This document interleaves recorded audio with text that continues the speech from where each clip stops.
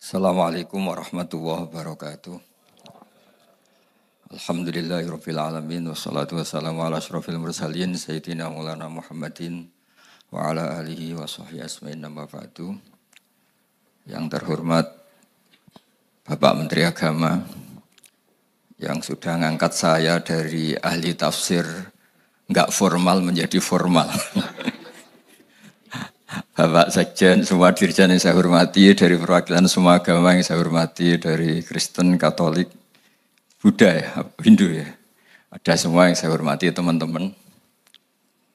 Sebetulnya saya datang ini ingin ikut penyempurnaan tafsir. Sebelumnya saya mau cerita tentang teks. Tadi katanya agama itu terikat dengan teks. Saya ini sering cerita, sering mendorong supaya umat Islam ini apal surat Tabarok. Nanti buat tameng menghadapi mungkar nangkir. Jadi singkat cerita, ini yang rira-rira gak usah takut bumi kiamat. Nanti bareng-bareng gak apa-apa nanti kalau kiamat. Singkat cerita itu ada orang itu harusnya disiksa. Terus kata orang itu, di hati saya ada surat Tabarok. Kalau kamu nyiksa saya berarti memukuli surat Tabarok yang ada di hati saya. Singkat cerita terus berdebat bersama Allah dibebaskan. Kenapa surat Tabarok spesial? Di situ manusia diingatkan. Diingatkan oleh Allah Ta'ala. Aamintum man fis sama ayyakhsifa bikumul ardo faidahiyya tamur. Kok kamu hidup di bumi tenang-tenang saja? Bisa saja bumi ini tamur. Tamur itu likuifaksi. Di semua tafsir, bukan sebagian, semuanya mengartikan tamur itu tattoribu wa tartafi'u fauqakum. Bumi itu bergelombang, menggeliat, likuifaksi, kemudian bumi ini di atas kamu.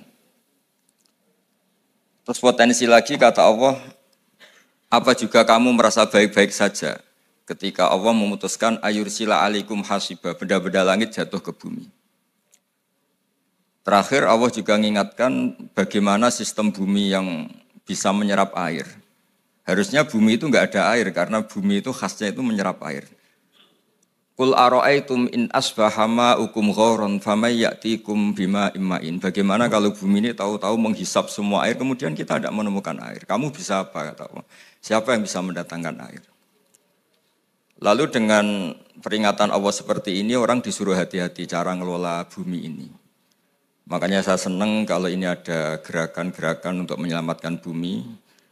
Kata ulama-ulama, takhallaku bi akhlaqillah.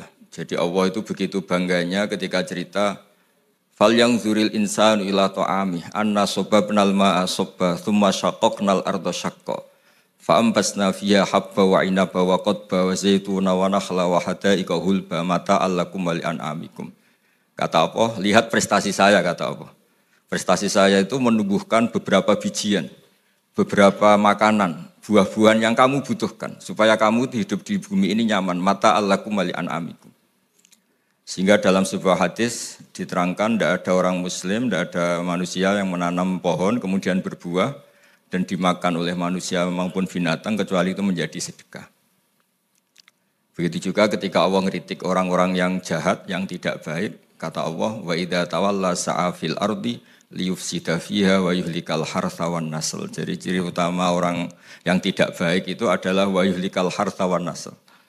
Yang merusak tanaman, merusak tetumbuhan, wan nasl merusak populasi. Sehingga populasi ini harus kita jaga. Yang terakhir saya memang datang untuk penyempurnaan tafsir, saya ada banyak-banyak. Nanti dosanya yang atur saya tambah banyak nanti. Saya ini tadi bilang ke Pak Menteri. Pak Menteri ini kan dekat sekali sama Pak Kure. Saya ini baru ini datang di Kemenang karena saya lama sebagai penekun tafsir. Kalau nggak dapat SK dari Menteri, lama-lama dikatakan non formal, lama-lama dikatakan ilegal. Gitu. jadi ini saya datang demi status legal formal. Ya tapi kalau kembali ke ilmu hakikat, saya ini sudah legal semenjak dulu karena yang memerintahkan ngajar Quran itu Allah Subhanahu wa taala. Kebetulan di dunia khalifah itu diambil oleh Menteri Agama. Jadi monggo didengar saja fatwa Menteri Agama. Wassalamualaikum warahmatullahi wabarakatuh.